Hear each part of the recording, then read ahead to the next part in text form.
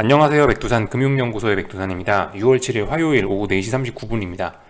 오늘 아시아는 굉장히 혼조했다라는 느낌을 받았습니다. 어떤 점에서 그러냐면 일본, 중국 같은 경우는 보시면 플러스거든요. 0.1%, 그리고 양봉이에요. 분위기가 나쁘지 않았던 것 같습니다. 근데 한국 증시를 보니까 분위기가 안 좋단 말이죠. 한국 증시만 본 거 아니고 한국 증시가 제가 이제 아침 영상 녹화할 때 어딘가 지지선을 지키고 있었거든요. 근데 제가 녹화 끝내고 나니까 그죠? 말씀드렸던 한국 증시가 지지선을 그때부터 딱 붕괴시키고, 그리고 비트코인도 그때부터 장대 음봉이 튀어나오면서 3만을 딱 붕괴시키고, 그리고 그 순간에 미국 주식 선물들이 이렇게 좀 더 급락을 하더라는 겁니다. 이런 걸 보고 나서 제가 느꼈어요. 이거 좀 혼조하네. 이거 왜 이럴까라는 생각을 좀 했습니다. 어떤 이유를 찾아내지 못했고요. 그냥 그죠? 지금 어떤 시장이 뭔가를 기다리고 있다, 이렇게 보시면 좀 되겠죠, 그죠? 시장이 뭔가 기다리고 있다. 예를 들면 다음 주에 FOMC 회의라든가, 아니면 주 후반에 있는 어떤 물가지표라든가, 뭐 이런 걸 기다리고 있으니까 혼조한 게 아니냐라는 생각 정도를 좀 해봤어요. 물론 오늘 이제 한국장이 급락을 한 거는 한국 증시가 어제 휴장해가지고 금요일날 미국장의 급락을 반영하지 못했기 때문에라는 이유도 있긴 있는데, 하여튼간 뭐 이래저래 혼조했다라는 이야기를 드리면 될 것 같습니다. 아무래도 이런 혼조한 분위기는 좀 계속 지속되지 않을까 싶어요. 뭐 말씀드렸다시피 이런저런 그 이슈들이 주 후반 혹은 다음 주에 몰려 있으니까, 그죠? 여러분들 큰 이벤트가 있다면 보통 시장은 그거 확인하고 나서 뭐 급격하게 움직이거나 그렇게 생각할 수 있잖아요. 이제 그런 관점에서 이렇게 말씀을 드려봤습니다. 현재 유럽 같은 경우는 좀 하락 출발하고 있네요. 낙폭이 조금 되긴 되네요. 독일 증시가 0.8% 정도 하락하고 있는데, 모르죠. 오늘 보시다시피 그 이벤트 직전이고 이렇기 때문에 혼조했던 아시아장 분위기를 생각해 보면 모르죠. 또 반등할 수 있을지도. 하여튼 저거는 내일 아침에 보면 될 것 같고요. 오늘 혼조했다, 이런 이야기를 좀 드릴 수가 있겠습니다. 아침에 말씀을 안 드린 게 있는데 그거 좀 이야기 좀 하나 드리고 넘어가자면, 일본 증시도 중국 증시하고 비슷하게 비교적 중요한 그런 저항 자리까지 올라왔어요. 제가 생각하는 중요한 일본 증시 자리는 여기 정도 됩니다. 근데 지금 보시면 근처까지 올라왔죠. 그러니까 여기 어딘가에 저항이 이제 슬슬 의식이 되고 있는 거예요. 그러니까 일단 오늘 주춤한 겁니다. 음봉이네요. 음봉 마감했네요. 아무튼간 그래도 이 정도면 선방한 거죠. 오늘 한국 증시나 이런 거를 비하면요. 하여튼 일본 증시도 지금 이 자리를 넘어갈 경우는 이제 하락 추세라고 이야기하기가 힘들어집니다. 왜냐하면 이 자리 넘어가면 고점이 낮아져야죠. 고점이 낮아져야 하락 추세일 거 아니에요. 근데 고점 이 자리 넘어가면 어떻게 돼요? 같아지거나 혹은 높아질 수 있겠죠. 그럼 하락 추세 아니잖아요. 그런 점들 생각해 보실 필요가 있겠다는 거. 지금 중국이고 일본이고 다들 비슷하게 굉장히 중요한 자리에 와서 여기서 고민을 하고 있는 그런 상황입니다. 그런 의미에서 오늘 중국 증시는 어떻게 마감이 됐냐, 이렇게 마감이 됐습니다. 얘도 좀 부담스러운 거죠. 여기 어딘가가 이제 중요한 저항이니까 이거 중요한 저항 부근에 왔네, 그리고 어제 급등했네, 이거 어떻게 해야 되나. FOMC 회의는 다음 주고 이번 또 주 후반에 물가지표 발표 있으니까 어떻게 해야 되나. 혼자 움직일 수도 없고 눈치 보는 듯한 모습을 보였어요. 근데 아무튼 선방했죠, 그죠? 오늘 한국 증시 이런 걸 보면은, 비트코인 이런 걸 보면 아이고 중국 증시 선방했네 라는 이야기를 충분히 할 수 있을 거예요. 뭐 왜 그랬는지는 모르겠는데, 하여튼 그래서 뭐 이런 점들이 오늘 아시아 증시가 혼란스럽게 보이게 만들었던 뭐 그런 점들이다 라고 이렇게 다시 살펴봤습니다. 비트코인 같은 경우 3만을 붕괴시키더라고요. 제가 아침 영상 녹화하고 나서. 그래서 하여튼 3만이란 자리 중요하다라는 이야기 드렸죠. 여러분들 아침에 제가 한국 증시 보면서도 말씀을 드리던 측면인데, 이게 이 3만이란 자리는 너무나 중요한 자리란 말이에요. 근데 이 자리를 붕괴시켰으면 최소한 반등이 뭐 이 정도까지는 튀어나올 수 있다라고 저는 개인적으로 봤는데, 반등이 없죠. 이거 지금까지 아무리 봐도요. 좀 하여튼 심상치 않다는 거, 이런 관점으로도 생각해 볼 수 있겠어요. 물론 이러다가 이제 운 좋게 무슨 이슈가 있어서 위로 올라올 수 있으면 정말 다행히 지난 이 한 달간의 움직임 이런 게 지지력으로 이야기될 수 있는데, 여기서 삐끗해서 아래쪽으로 자빠지면 이거 그대로 다 저항돼 가지고 어마어마하게 대가를 크게 치를 수 있겠죠. 뭐 예를 들어 하락엔자 그런 개념으로 생각을 해본다면, 뭐 예를 들어서 뭐 여기서부터 빠졌다 쳐요. 여기서부터 빠졌는데 반등이 요게 예, 반등 2까지밖에 안 올라왔으면 다음번 하락할 때 어디까지 빠져야 되는 거냐, 이런 생각 해볼 수 있거든요. 그러니까 반등을 좀 많이 했으면 다음번에 빠질 때도 좀 적게 빠질 수 있겠구나 생각을 할 수 있는데, 이번에 반등 폭이 너무 적기 때문에 여기서 할 수 있는 생각, 아, 지지력이 너무나 약하구나, 다음번에 다시 매도 세력들의 어떤 시간이 온다면 와장창 할 수 있겠구나, 우리 그런 점을 생각할 수 있을 거예요. 지금의 반등폭을 보면서요. 오늘 아침에 삼성전자, 코스피 뭐 이런 것들을 보면서 말씀드렸던 같은 관점입니다. 그래서 이 정도를 살펴봤고, 하여튼 오늘 한국 증시 좀 살펴볼 건데요. 오늘 사실 좀 약간 의외였어요. 아침에 뭐 설마 저런 자리를 붕괴시키겠습니까 했는데 붕괴를 시켜서 장대 음봉으로 마감을 하네요. 47.82라는 자리를 47.8이라는 자리를 중요하다라는 말씀드렸는데, 일단 장대 음봉으로 붕괴시켰으니까 일단 중장기적인 측면에서 봤을 때 분위기는 굉장히 또 안 좋아진 거죠. 이게 그냥 자빠진 게 아니고 현재 위에서 4거래일간 어떤 저항을 누적시키고 나서 여기가 저항이야 라고 4거래일간 합의를 한 상태에서 이제 아래쪽으로 내려온 거기 때문에, 그러면서 352, 뭐 347 이런 자리를 지금 붕괴시킨 거기 때문에 분위기가 심각하다라는 거죠. 분위기 결코 좋게 볼 수는 없는 거고, 이로 인해서 이제 여기서부터 여기까지 올라오던 이 반등 흐름은 일단 끝이 났다라고 보는 게 객관적일 것 같습니다. 그렇게 볼 수 있을 것 같고요. 그렇지만 이게 오늘의 하락이 그렇다고 좀 약한 편은 아닌 것 같거든요. 오늘의 하락이 분명 좀 임팩트가 좀 있긴 있습니다. 만기인데도 불구하고 이렇게 급락시키고 거래량도 좀 제법 나오고 하는 걸 보면은, 이런 거를 보면은 그래도 오늘 조금 좀 5일선과의 이격 좀 많이 좀 벌려놨네, 약간 너 너무 단기적으로 힘을 쓴 게 아니냐, 이런 식으로 좀 생각은 해볼 수 있을 것 같아요. 그런 이야기 해볼 만한 정도의 하락폭이었습니다. 평상시 한국 코스피의 변동성을 생각을 해보면요. 옵션 가격 같은 걸 좀 살펴봐도, 시세들을 봐도 이 당월물은 패스하겠습니다. 차월물 같은 거로 보는 게 좀 더 나을 것 같은데, 차월물들 대부분 다 50% 반토막식 콜옵션들을 박살내놓고 이런 꼬라지를 보면은 어쨌든 오늘 비교적 조금 좀 시장이 좀 힘을 썼다라는 거. 그래서 이 단기적으로는 뭐 내일 뭐 어떤 하락을 쉬어가거나 뭐 이런 일이 생길 수도 있다라는 거 우리 생각을 해봐야 되겠습니다. 아무리 이렇게 급락을 하더라도 예를 들면 5일선 이렇게 쭉 내려올 거 아니에요. 5일선과 이격도 이런 거 생각해봐야 될 거 아닙니까? 지금 여기 있잖아요. 평상시에는 뭐 이 정도 이렇게 해서 5일선과 적당히 좀 붙어서 이렇게 하락을 했다면, 지금 같은 경우는 5일선 이런 거와 너무나 좀 많이 떨어져 있기 때문에 단기적으로 조금 이거 너무하지 않냐라는 이야기 정도는 충분히 해볼 수 있습니다. 뭐 그런 자리라고 생각해요. 그래서 아무튼 내일 일은 어떻게 될지 모른다. 내일 뭐 반등할 수도 있고 추가로 급락할 수도 있고 그렇긴 한데, 하여튼 중요한 건 이제 오늘의 하락의 의미는 일단 여기서부터 5월 중순부터 올라오던 이 반등은 끝냈구나 라는 거를 생각해 볼 수가 있겠습니다. 그 정도를 의미로 잡을 수가 있겠죠. 이제 우리가 이제 봐야 되는 건, 그래, 반등은 끝났다 라고 생각을 한다면은 다음번에 이제 어디까지 내려올 수 있을 것이냐, 이런 부분이 관심사가 될 거예요. 어디까지 내려올 수 있느냐를 가지고 이제 얘가 어떤 뭐 다중바닥형을 만들어서 추세적인 반등을 하거나, 혹은 다중바닥형 형성에 실패하고 다시 와장창창해서 하락 추세를 다시 이어가거나, 그런 걸 이제 결정을 할 수가 있게 된다는 겁니다. 근데 뭐 이미 아침에 말씀드렸던 것처럼 340 붕괴시키고 반등 올라온 것 치고는 좀 너무 약하긴 해서, 일단 위쪽으로 이게 다중바닥형 만들고 추세 전환한다는 가능성은 일단 좀 낮아 보이긴 하고, 개인적으로는 그죠? 하여튼 잘 봐야 됩니다. 예를 들면 이제 다음번에 있는 지지선들이 어디냐, 뭐 343자리가 있고요. 당연히 가장 중요한 340이란 끝판왕 자리가 있게 되겠습니다. 어디까지 내려올 수 있을지, 일단 방향은 아래쪽으로 일단 단기적으로 내려오자고 마음 먹은 것 같으니 이제 그런 부분, 지지력 싸움들을 잘 보자고요. 여기서 잘 지키는지 못 지키는지, 못 지키면 박살난다, 이렇게 생각하시면 되겠죠. 어려운 이야기 아니고요.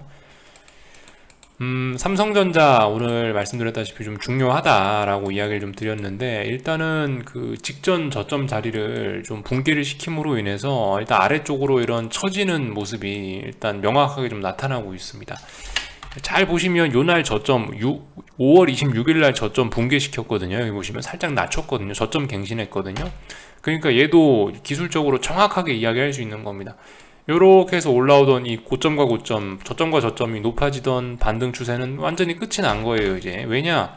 고점이 낮아지고 있고 저점이 여기 미세하게 낮아지고 있지 않냐. 그러니까 반등은 끝났다고 일단 이야기를 드리는 거고, 지금 상황에서 말씀드렸다시피 일단 이까지 내려왔다는 것 자체가 여기 있는 직전 저점 자리 65,000원이라고 할게요. 65,000원 자리를 지지할 생각은 별로 일단 없다고 볼 수 있을 것 같다. 좀 한 발 좀 먼저 나가서 좀 어떤 그 추측을 해보자면 그렇게 볼 수 있을 것 같아요. 얘가 65,000원 지키고 싶으면 최소한 여기에서 요 라인 지키면서 요렇게 반등을 했겠지라는 생각인데, 일단 65,000원을 붕괴시키면서 이렇게 내려왔다라는, 66,000원 붕괴시키면서 이렇게 내려왔다라는 거는 일단 여기를 지지할 의지가 별로 없어 보인다라고 추측 정도는 해볼 수 있을 거예요. 그래서 지금 분위기가 상당히 심각해지고 있습니다. 물론 그렇다라고 해서 이게 그죠? 지금 상황에서 당장 내일 또 폭락을 할지 어쩔지는 알 수 없는 거예요. 그죠? 잘 생각해 보셔야 되는 게, 이 지금 삼성전자 말씀드렸다시피 밑에 있는 65,000원 자리나 혹은 선물 340이나 이런 자리들이 얼마나 무거운 지지선입니까?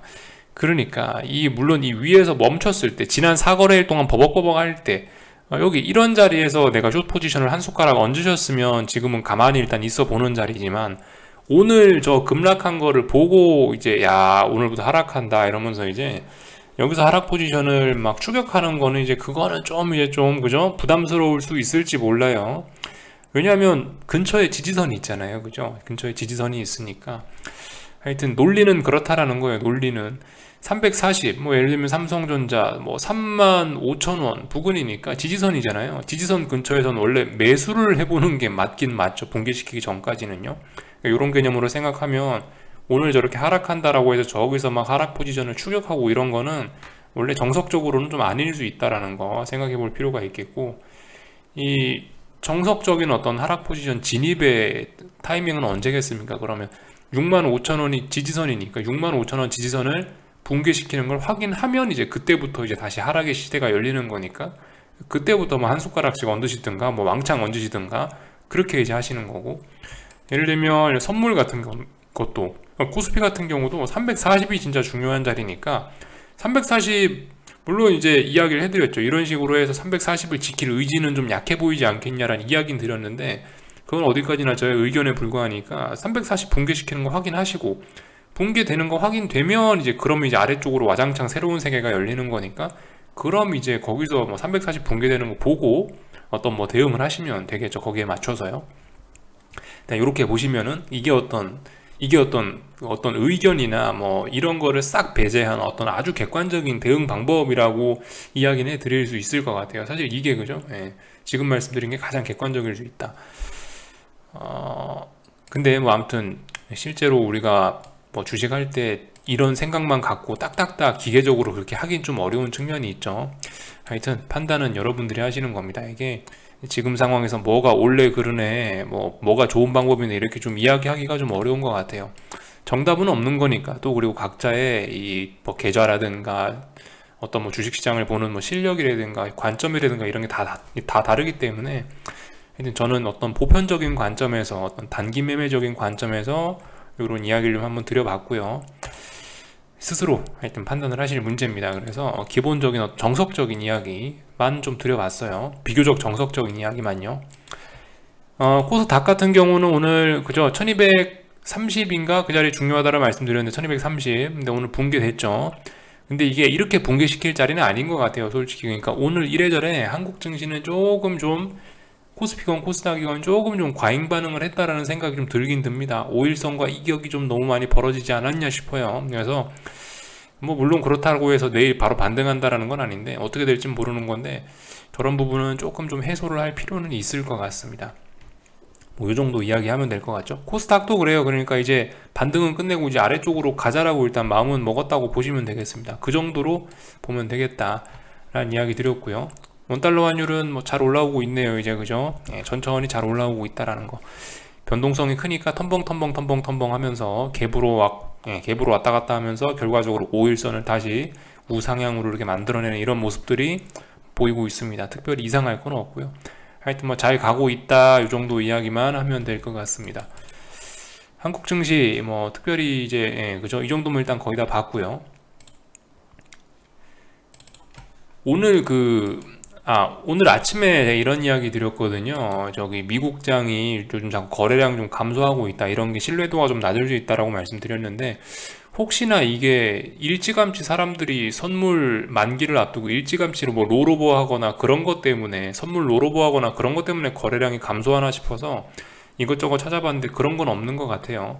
그냥 지금 거래량이 감소하는 거는 사람들이 박스권에서 눈치 보고 있기 때문에 거래량이 줄어든다. 뭐 그렇게 받아들이시는 게 그냥 딱 적당할 것 같습니다. 뭐 만기의 영향 이런 거는 지금 좀 잘 일단 보이지는 않는 것 같습니다. 아침에 그 이야기 안 드린 것 같아서 그거 드렸고요. 오늘 보셔야 될 자리가 어디라 말씀드렸죠? 지지와 저항 테스트 해야 되겠죠? S&P 기준으로 4100, 나스닥 선물 기준으로 뭐 12550 요 정도 자리 말씀드렸죠. 딱 봐도 보이죠? 제가 뭐 말씀 안 드려도 여기 쪼로시 서 있잖아요. 여기 봉들이요. 이 자리 붕괴시키나 안 시키나 잘 지켜보면 될 것 같습니다. 그리고 만약에 이제 오늘 밤에 이제 와장창 해버리면은 어떻게 되겠어요? 그럼 빅스 지수 이런 게 몇 거래일 동안 하방 경직성을 확인하고 다시 반등하는 그림이 될 수 있습니다. 그럼 어떻게 된다 이제? 빅스 박스권의 시대가 또 열릴 수 있게 된다. 근데 박스권이 예전에 이 밑에 있는 자리에서 박스권이 아니고 이제 위에 있는 박스권의 시대가 된다라는 거죠. 이게 그렇게 되면 어떻게 된다? 변동성이 앞으로 굉장히 막 하락할 때 막 3% 5%씩 막 공격적으로 움직일 수 있고 그런 일들 앞으로 자주 볼 수 있다. 이런 이야기를 좀 드리겠습니다. 빅스 무슨 이야기냐면은 조금 자세히 보자면요 이렇다고요. 지금 대략적으로 제가 뭐 요정도 이렇게 큰 박스권을 말씀드렸습니다. 근데 지금은 이제 박스권 전체에서 놀았다면 이번에 같은 경우는 워낙 강해서 이례적으로 박스권 지금 중간에서 지금 반등이 나오려고 하는 거잖아요. 이거 굉장히 의미가 큰 거예요. 이거 그죠? 여기서 이제 반등이 나와서 이제 이 위에서만 놀기로 마음을 먹는다면 이제 증시는 굉장히 혼란스러워질 수가 있겠습니다. 지금까지 뭐 시장이 하락했던 거는 뭐 그냥 커피에 불과한 앞으로는 TOP인 거죠, 그죠? 이걸 대신할 표현을 잘 찾지를 못하겠네요. 하여튼 그죠? 예전에 요렇게 움직일 땐 여기에서는 그냥 아무것도 아니었다고요. 근데 이 위에서부터 빅스가 여길 지지하고 나서부터 움직이면 그거 이제 진짜 정신없는 세상이 나타날 수도 있다고요. 대략적으로 그렇게 이해하시면 될 것 같아요. 변동성이 여기서 죽어야 되는데 좀 안 죽으려고 하는 점, 하여튼 오늘 밤에 잘 보자고요. 25.5라는 자리를 결과적으로 돌파 한착 해야 되는데 그래야 얘가 살아나는 건데 오늘 밤에 이게 돌파 한착 할 수 있을지 없을지 잘 보자고요. 그래서 넘어야 되는 자리는 어디다? 33.4 자리를 넘어가면은 이제 정말 세상이 이제 난리가 날 수 있다라는 거.